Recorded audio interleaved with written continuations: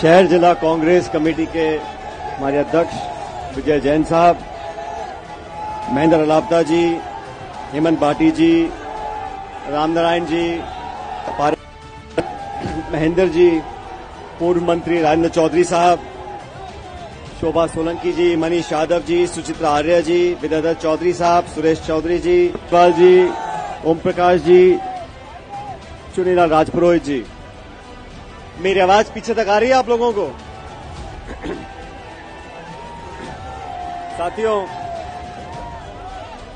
साथियों, मैं सबसे पहले आप सभी लोगों का बहुत बहुत धन्यवाद करना चाहता हूं। आज इस भीषण गर्मी में, मई के महीने में, दोपहर को 1 बजे आप सब हमारी जन संघर्ष यात्रा के शुरुआत में, दोस्तों,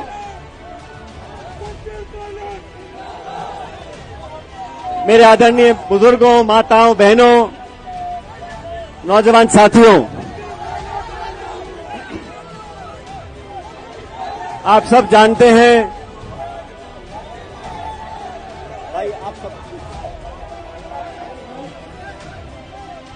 आप सब जानते हैं, राजनीति में कभी हम सत्ता में होते हैं, कभी विपक्ष में होते हैं। और आप सब ने ये भी देखा 2013 में जब चुनाव हुए,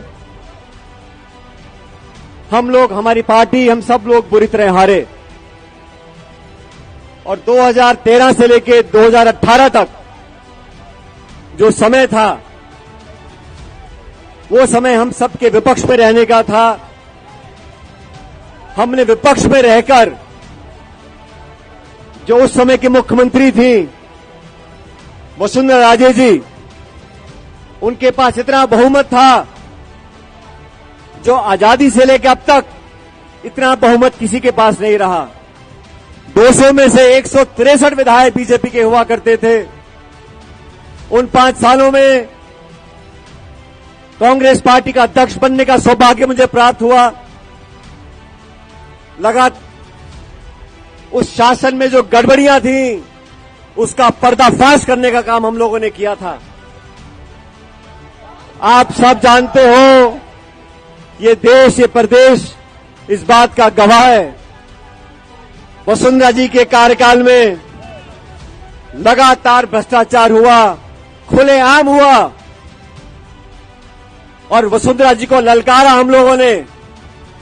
हमने चैलेंज दिया, आपके पास बहुमत हो सकता है, आपके पास सत्ता हो सकती है, आपके पास शासन हो सकता है, लेकिन जनता को लूटने का लाइसेंस आपके पास नहीं है। जो आरोप उस समय लगे थे, मैंने आरोप लगाए थे अध्यक्ष होते हुए, हमारी पार्टी के तमाम नेताओं ने आरोप लगाए थे, सम्मानीय अशोक गहलोत साहब ने आरोप लगाए थे।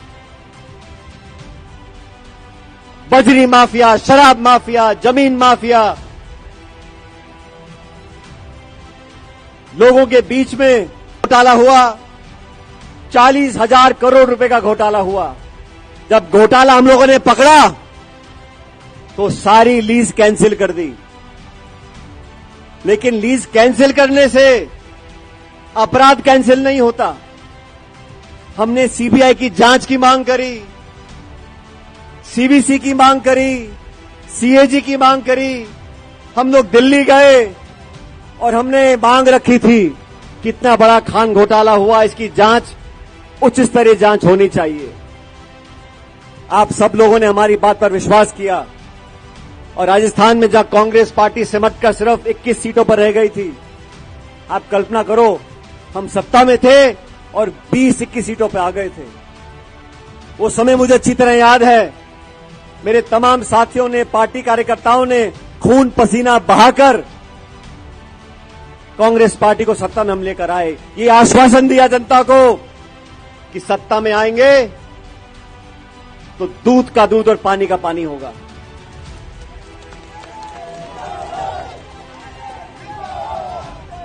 अभी 2 दिन पहले कर्नाटक में चुनाव पूरे हुए। वहां की भाजपा सरकार को हम सब ने कहा और सही कहा कि ये 40% की सरकार है, ये कमीशन खोर सरकार है। और उसी का कारण है जब कर्नाटक में मतदान हुआ, आज हमारी पार्टी को बहुमत मिल रहा है वहां पर, तो इसलिए मिल रहा है, हम भाजपा को इसलिए आचार किया। कांग्रेस हम सब लोग जनता के बीच गए, अपनी बात को रखा और जनता ने आज मन बनाया कि भाजपा सरकार की विदाई तय करी कर्नाटक के अंदर। मैंने 3 साढ़े 3 साल तक इंतजार करने के बाद हमारी सरकार को, सम्मान्य मुख्यमंत्री जी को मैंने चिट्ठी लिखी, मैंने आवेदन किया उनको। मैंने कहा आपने और हमने मिलकर जो तमाम आरोप लगाए थे, अब लगभग 3.5 साल हो गए, इन आरोपों की जांच होनी चाहिए। मैं आपसे पूछना चाहता हूं, उन आरोपों की जांच होनी चाहिए कि नहीं होनी चाहिए? मैं 1.5 साल तक चिट्ठी लिखता रहा। मैंने कभी सार्वजनिक रूप से इस बात को नहीं कहा। चिट्ठी लिखी, दोबारा लिखी, याद दिलाया, आग्रह किया, आवेदन किया, लेकिन ना तो जवाब आया। मौन व्रत रखा और 1 दिन का अनशन किया। ये कहा कि वसुंधरा जी के कार्यकाल में जो तमाम आरोप लगे थे, हमने लगाए थे, भ्रष्टाचार हुआ था, उसकी जांच करें। आज से ठीक 1 महीने पहले जबान की कीमत होती है और आप लोग अच्छी तरह जानते हो, मुझे भी राजनीति में 20-23 साल हो गए। मैं सांसद रहा, केंद्र का मंत्री रहा, इस प्रदेश सरकार में उप मुख्यमंत्री रहा, स्वर्गीय पायलट साहब कई बार मंत्री रहे, मेरी मां सांसद विधायक रही। पिछले 45 सालों से हम राजनीति में हमारी निष्ठा पर, हमारी ईमानदारी पर हमारे विरोधी भी उंगली नहीं उठा सकते। और आप लोग तो अजमेर के नागरिक हो।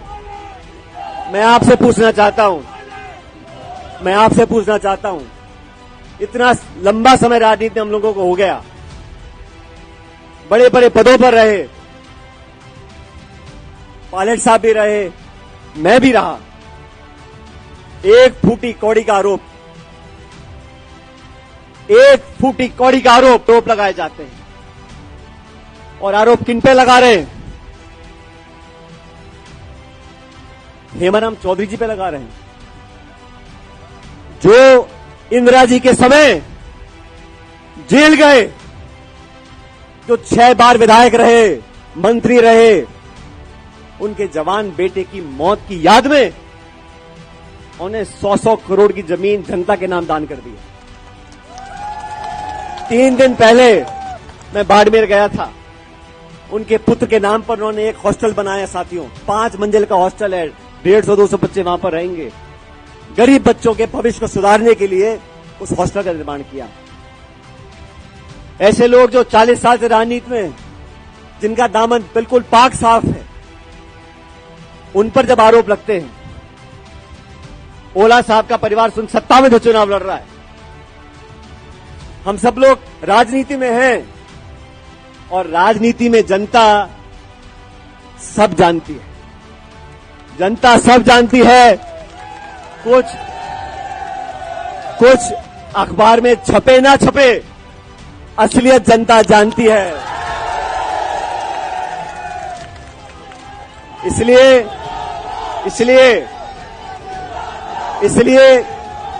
इस राजस्थान के अंदर, इस देश के अंदर हमारे समाज जवानों, आने वाला भविष्य आप लोगों का है। एक ऐसे भारत का, एक ऐसे समाज का निर्माण करना है जहां भ्रष्टाचार मुक्त ये भारत और देश बने। मैं आप लोगों से आह्वान करना चाहता हूं, मैंने 2 दिन पहले जयपुर में निर्णय लिया और निर्णय लेने के बाद मुझे बहुत लोगों ने कहा, अरे क्या सचिन पायलट जी, आप पैदल चलना चाहते हो, 100-100 किलोमीटर चलना चाहते हो, मई का महीना है, आग बरस रही है। मैंने उनको कहा, राजनीति आग का दरिया है, इसे तैर कर पार करना पड़ेगा।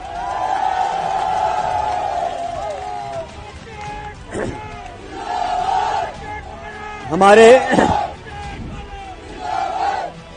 और इसलिए मैं आप लोगों के बीच में आज यहां पर आया हूं, इस मिट्टी से, यहां के लोगों से, आप सबसे एक ऐसा रिश्ता है जो दुनिया की कोई ताकत चाहे उस रिश्ते को कमजोर नहीं कर सकती। एक समर्पण का भाव, एक त्याग का भाव और आपसी जो मोहब्बत है वो आप लोगों के असीम आशीर्वाद की वजह से आज कायम है।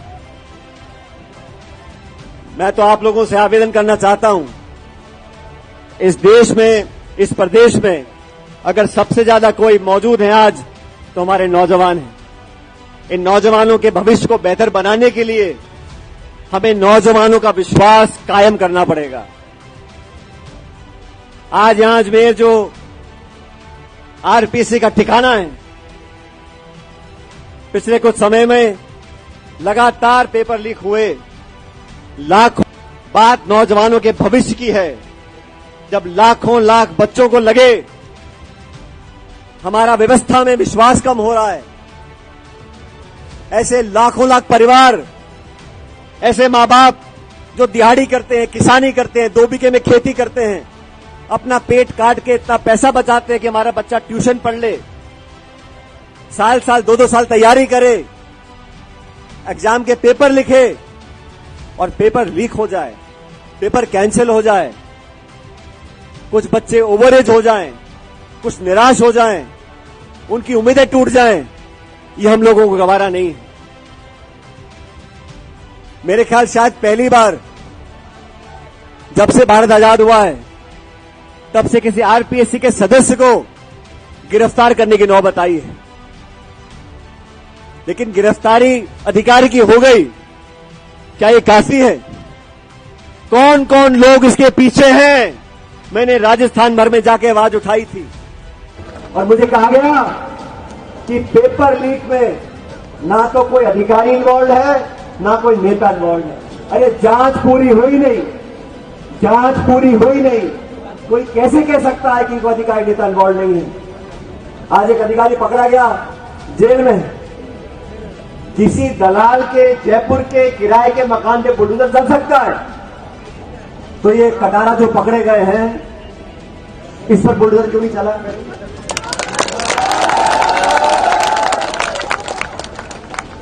अपनी आवाज उठाने के लिए, आपकी आवाज सुनने के लिए, जनता की आवाज बनने के लिए हम लोगों ने यात्रा निकाली है। जन संघर्ष यात्रा किसी के विरोध में नहीं है। जन संघर्ष यात्रा भ्रष्टाचार के विरोध में है। जन संघर्ष यात्रा नौजवानों के संरक्षण के लिए है। हमारे बच्चे बच्चियां पढ़ लिख कर उन पदों पर बैठे जहां से नीतियां बनती हैं। ये सपना स्वर्गीय पायलट साहब का था। किसान का बच्चा, गरीब का बच्चा, मजदूर का बच्चा, दिहाड़ी करने वाला बच्चों, माँ बाप के बच्चे उन पदों पर बैठेंगे जहां से आरपीएससी की नीति बनती है, शिक्षा नीति बनती है, सरकार के नियम कानून बनते हैं। उन पदों पर वो नौजवान बच्चे बैठेंगे तो देश में सही नीतियां बनेंगी। मैं तो साथियों, क्योंकि यहां आपके बीच खड़ा हूं, मैं आप लोगों से पूछना चाहता हूं, क्या नौजवानों के भविष्य को बेहतर बनाने के लिए हम लोग साथ नहीं आ सकते? क्या इस प्रदेश से भ्रष्टाचार, करप्शन को मिटाने के लिए हम लोग साथ नहीं आ सकते? तो मेरे दोस्तों, माताएं बहनें बैठी हैं, मैं जानता हूं रास्ता मुश्किल है, गर्मी का समय है। इस प्रदेश की राजधानी जयपुर यहां से 125 किलोमीटर दूर है। मैं आप लोगों से पूछना चाहता हूं, मेरे साथ इस करारी धूप में इस रास्ते को नापने के लिए आप तैयार हो कि नहीं तैयार? क्या बोला? मुझे आवाज नहीं आई। क्या आप लोग तैयार हो कि नहीं तैयार हो? दोनों हाथ खड़े कर बताओ, मुट्ठी बंद कर बताओ, मेरे साथ जोरदार नारा दो, भारत माता की, भारत माता की। आखिरी नारा आसमान को भेद कर आवाज आनी चाहिए जयपुर तक, भारत माता की। बहुत धन्यवाद राम राम साहब। अब चलो मेरे साथ।